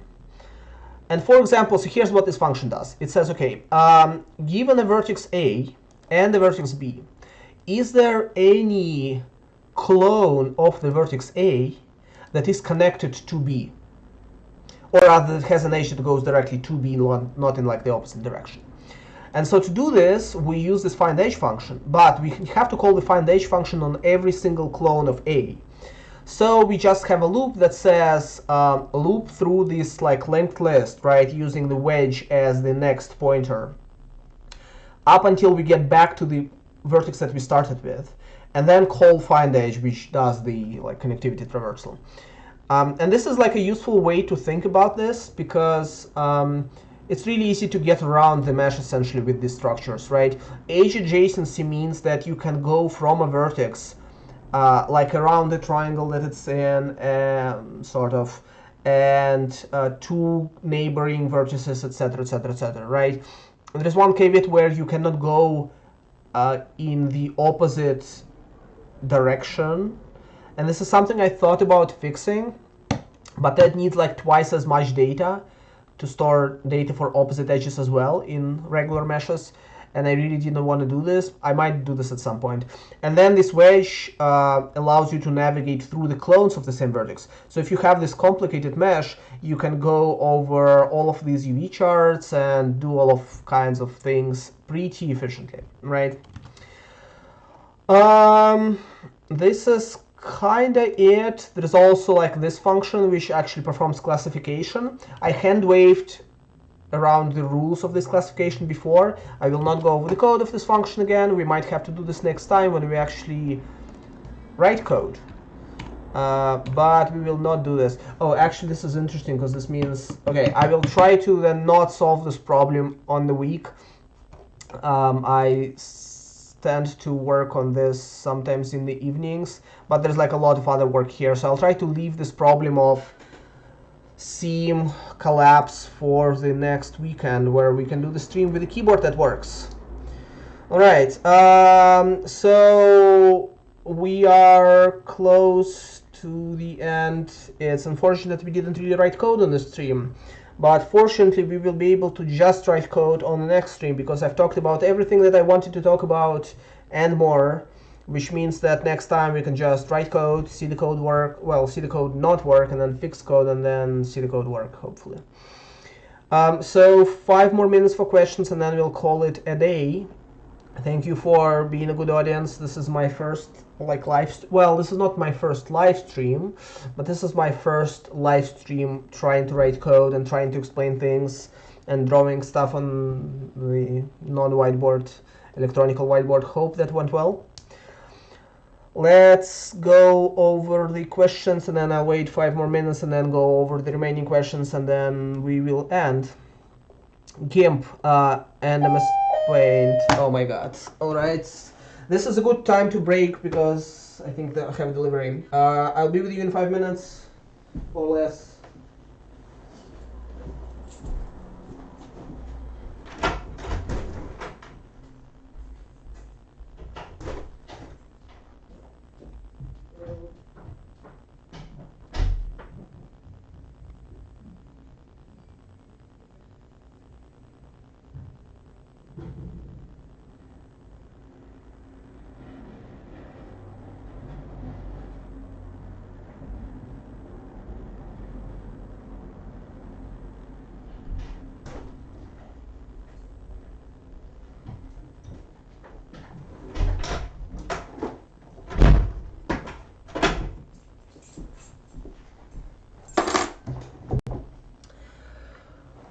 All right. Yes, thanks Amazon Prime Delivery. That is precisely what happened. So people are bringing up GIMP and, oh, my paint, not MS Paint. I was worried this was a MS Paint. So I'm not sure. I don't think I have GIMP. Yeah, I don't think I don't have GIMP here. So the big problem with tools like this is, oh, I can't run. I was like trying to, man, this keyboard. Paint 3D. Is there a way to run like Paint? What is this? Dear God. Does this work? All right. So basically, the big problem with these traditional paint tools is, my understanding is, they don't work in strokes. They just work in like pixels, right? So GIMP does this, and strokes are convenient to work with. The problem is here, I'm trying to do these like long strokes that are conceptually individual, like several strokes, but I do this in like one motion, and then I try to erase it, and then it erases too much. Maybe I just need like a different eraser tool. Maybe this is the problem. But so I like the way how the painting works in OneNote. It smooths out my horrible handwriting and drawing to the point where it maybe is legible and then looks nicer, right? It works better when, you know, like if I write stream ends in 5 minutes. So if I were to write this in Paintbrush or GIMP or something like this, I feel like you would not be able to read this, and I hope you can read this now. So yeah, I kind of want a tool that's dedicated, but I just am not a fan of the erasing behavior in OneNote, where I'm going over like stuff that I drew here, and I'm trying to erase like this, and then I get the left side of the stroke to be erased as well. And I don't know if there is like a good solution to this problem, but I wish the tool was smarter and tried to figure out, hey, there's the stroke, it's like too complex because you did like a 90-degree turn. Let's cut it into 2 strokes for the purpose of erasing. I don't know. Anyway, I'm reasonably happy with OneNote. It's just that if I try to draw complex geometrical structures and then try to fix them by erasing, this does not work well. All right, new keyboard. No, I wish this was a new keyboard, but this is not a new keyboard. I have not ordered the new keyboard yet, because I was hoping that I don't know what I was hoping for. I should have ordered a new keyboard. I will order a new keyboard now. Is there a chance that Roblox will get shader upgrades? Yeah, I would like to not talk too much about Roblox on the stream, because this is not a Roblox stream, but we are working on Future Sprite, and we will have more upgrades in the future, so yes.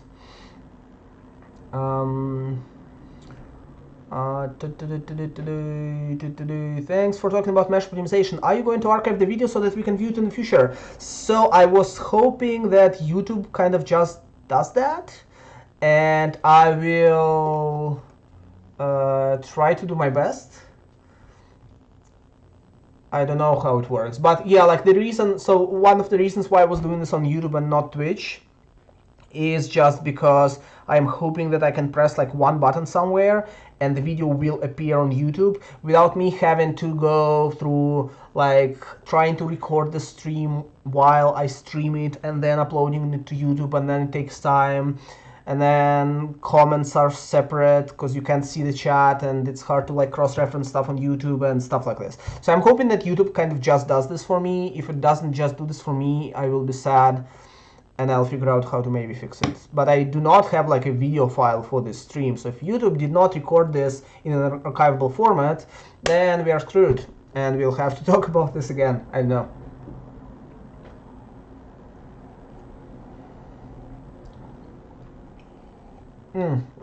Somebody's suggesting Krita? Krita? What is Krita? Oh. Damn it. Okay. Alright, you win.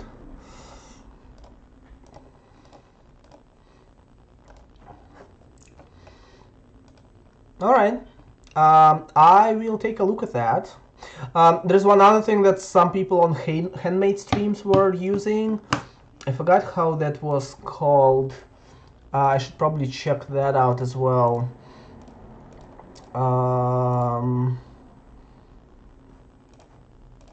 Painting?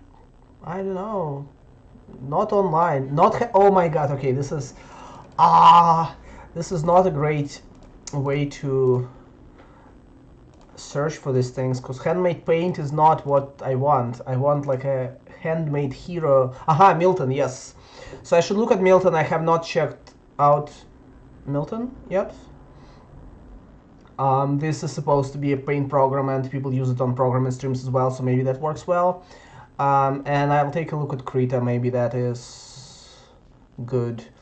It's kind of weird, right? Like I'm not like an artist. I don't need precise color selection. In fact, I'd rather have fewer colors to select, not more.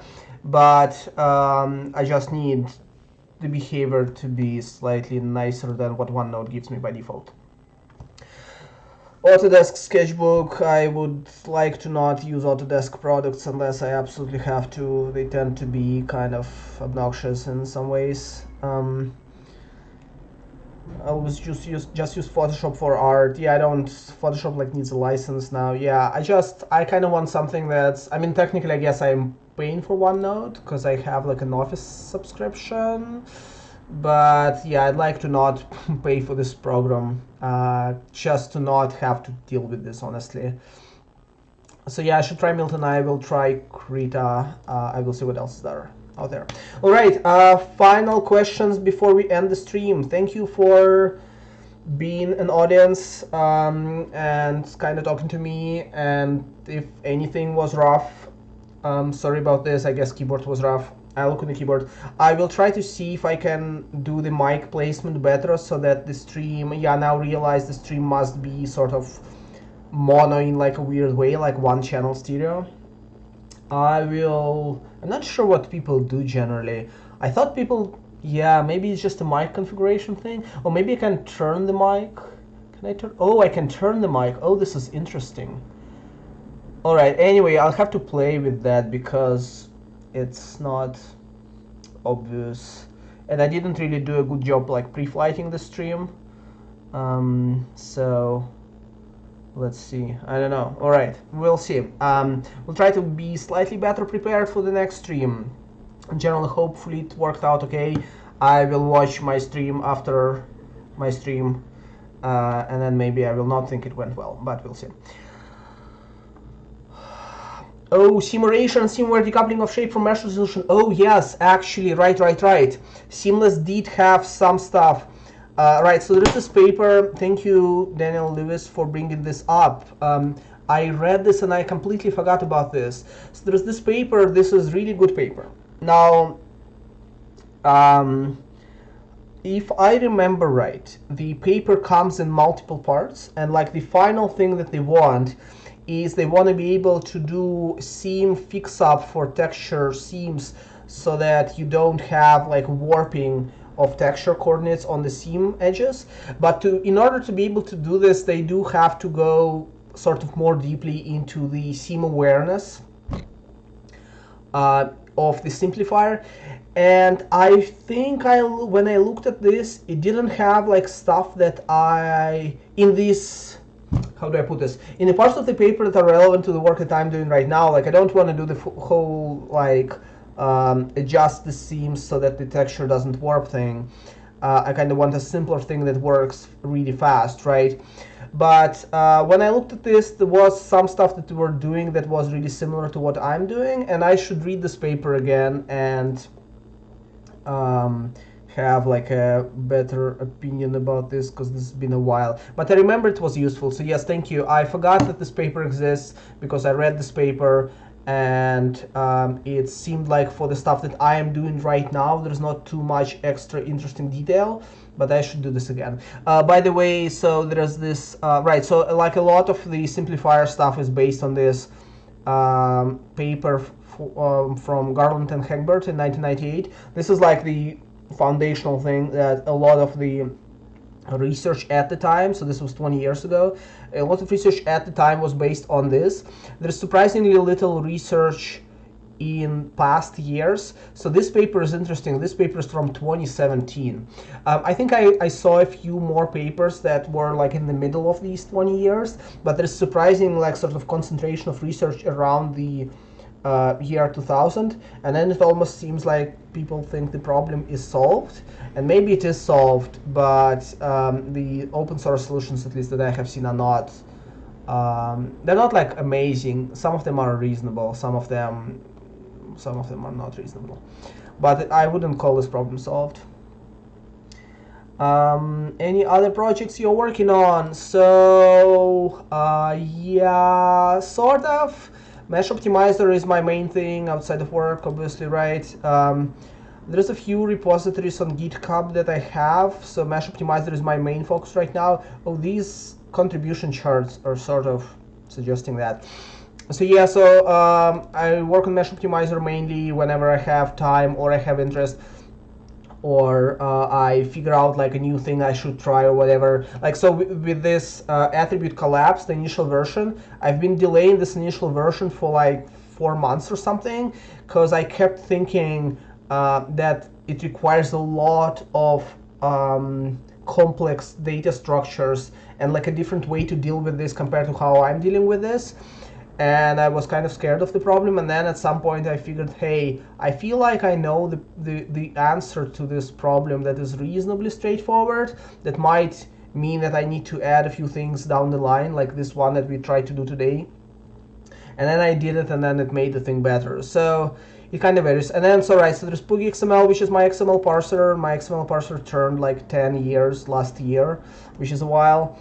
I'm not really actively working on this, but if people find issues, which is usually not in the code, but in like tests and some weird configurations or whatever, then I try to work on this, but it's not in like active development. There's Volk, which is my Vulkan library, which is nice. It's really small. I don't really work on this much because it's like done.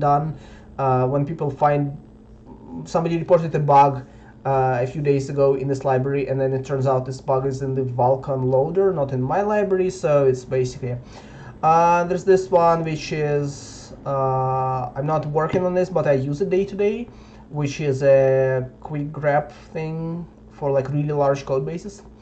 This is a placeholder for Vulkan streams. I will let you guess what this actually, like, there's the reason why it's called like this. Not really working on this one. I worked on this one a long time ago, and it's kind of like a cool 2D physics engine prototype that somebody else wrote, and then I made it like really fast with multi-threading and CMD and stuff, and it can do like, oh, there's no screenshot here. Why is there no screenshot here? I will not try to build it now because I don't have a working keyword, but it's a nice project. And then all of the rest, I think, is like either small stuff or stuff that I have been working on well. I don't have any closed source stuff that I'm working on. I used to work on a bunch of closed source stuff like in my spare time or whatever. And now I kind of realized, so I have like Roblox work, right? This is what I'm paid for, and this is fun. But everything else that I'm doing that's actually like programming, I want to have open and have people use it and modify it and like be able to do streams about this and be able to have people contribute code and be able to have people say this sucks and you should fix this, and then I'm glad to fix it, right? So I kind of realized over the years that I think like 10 years ago I thought of the stuff that I do outside of work as, here's this like really interesting secret research that I'm doing and nobody is allowed to see it up until it's ready. And now I kind of realized I just want to have people be able to see the results of my work in whatever shape or form they are, and nothing is too early to share, and there's stuff that's too early to be used. For example, the simplification algorithm is too early to be used because it has a set of known problems, right? Where's my header? Okay. So I have the Mesh Optimizer header, and there is a couple of algorithms that are marked with experimental. Experimental means that the interface probably is not right, the implementation is probably not right, there's probably lots of bugs in this thing, and you should not use this in production code. There's Vertex buffer, Vertex index compressors that I worked on a few months ago that were not ready, they were experimental for a while. And then I reached a state where I felt V1 was pretty good, does not crash, gives good results, is really fast, etc. And then I said, hey, this is not experimental anymore. So I kind of liked working in open now, so this is what I do. All right, final call for a question, and then we end the stream. It's 12:01. This is the right amount of time that I Was hoping for this. The keyboard kind of broke the plans a bit, but that's fine. We'll do this again next week, hopefully. Had plans for next weekend, but I think I should be able maybe to do a Saturday stream. I should double check. One more Roblox question. The answer is yeah, and don't. Not soon TM. Not soon TM is the answer. It's a hard problem. But hey, here's this NVIDIA ray tracing stuff that people have controversial opinions on, that does make it possible to do real reflection mirrors. Not cheaply, but if you have like an RTX 2080 Ti, you know, don't treat this as an announcement of us supporting RTX. Will not happen for a few years, but alright. Weird Roblox questions. Am I excited for ray tracing? So there's people with different opinions of ray tracing, and I had a conversation about this with multiple people, and here's my perspective. I am not sure yet what the practical implications of this technology are down the line. Meaning, like, I don't think it's the answer yet. There's all of these issues with there's one big issue with ray tracing, which is that the current ray tracing technology as advertised by NVIDIA is like really closed sourced black box. You cannot do anything with it other than like render rays, well, cast rays, whatever. This is not necessarily the best way for the world to work. There's other primitives that are more useful than rays. There's a lot of ways to look at ray tracing problem that are really domain specific that might not work out of the box really well with RTX. So there's like issues in the current technology. The way I would look at this though is potentially as, so you know like 15 years ago, 20 years ago, there were like GPUs, right? And you wanted a 3D game with 3D graphics. And before this, you had to do like a software rasterizer. And suddenly there's this new technology that allows you to do things like this, like way more quickly, but they don't allow you to do stuff that you want as custom. So there was no shaders back then. And over the years, we have come to the point where GPUs are a good, like general purpose computing solution given the right problem. And there's a lot of information about how it works, and there's a lot of affordability in how you design your data structures and algorithms. And this is not what's happening with RTX right now, but this I think is because we are in the days of these like hardware transform and lighting GPUs from 20 years ago, whenever they were a thing, right? Like 3DFX, Voodoo, all of that stuff, like GeForce 1, GeForce 2. All of that. And it will take us time to graduate as an industry, to graduate from the GeForce 2 era in ray tracing. And I think this is the GeForce 2 era in ray tracing right now. But I am excited for the implications. It's an interesting tool to have in your toolbox. There's a lot of really good research that's going on right now that will help. And then there's a lot of problems in computer graphics that just don't have good rasterization solutions, but have good ray tracing solutions. So we will see. I'm like mildly excited for ray tracing. It will take a while. Like right now it's this domain for people with like a $1,000 GPU, which is like a really small domain, but maybe in 5 to 10 years this becomes affordable and practical. I don't know. Didn't Intel make a prototype GPU out of lots of x86 processors running in parallel? Yes, it did. It was called Larrabee.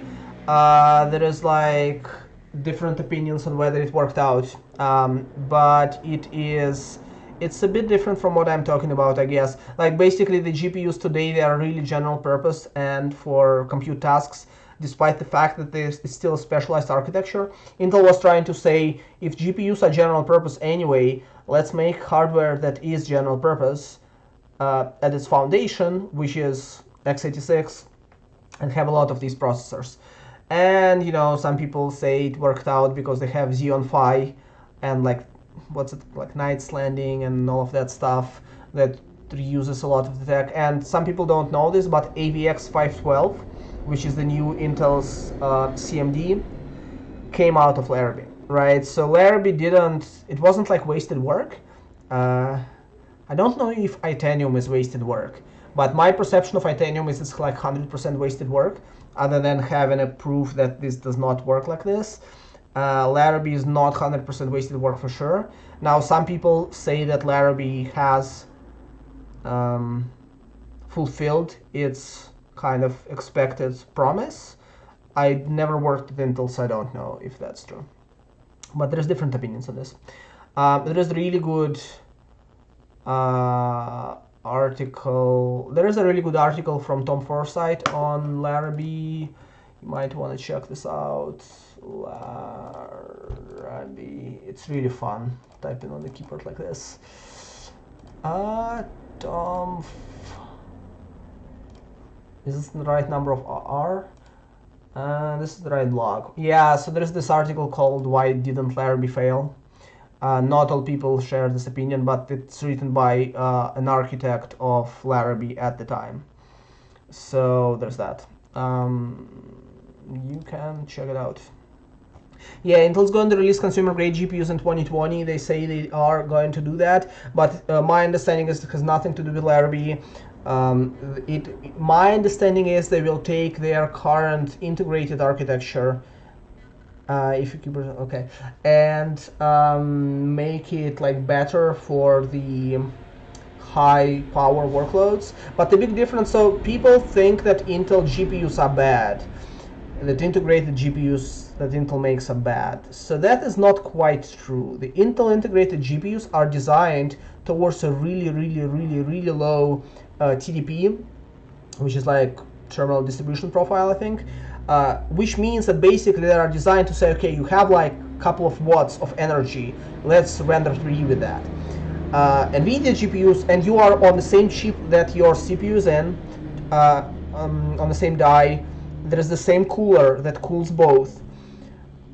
And it's kind of, the cooler can be large, but the CPU is small, right? Compared to the GPUs where the power consumption is much higher, and then there's like several dedicated fans and a giant thermal, like radiator and like thermal diffusion thing and whatever, that all say, hey, we want to burn way more power and we want to generate way more heat, but it's fine.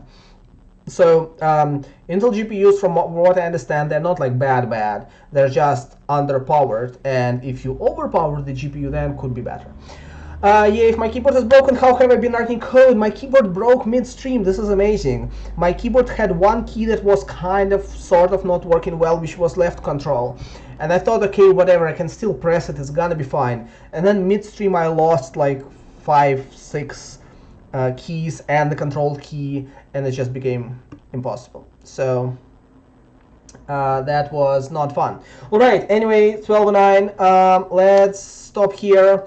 Thank you everybody for being on the stream. I will try to make sure the stream is on YouTube. If YouTube did not record the stream while the stream was being streamed on YouTube, then you will be able to blame YouTube. But I'm hoping it's going to be there. Thank you.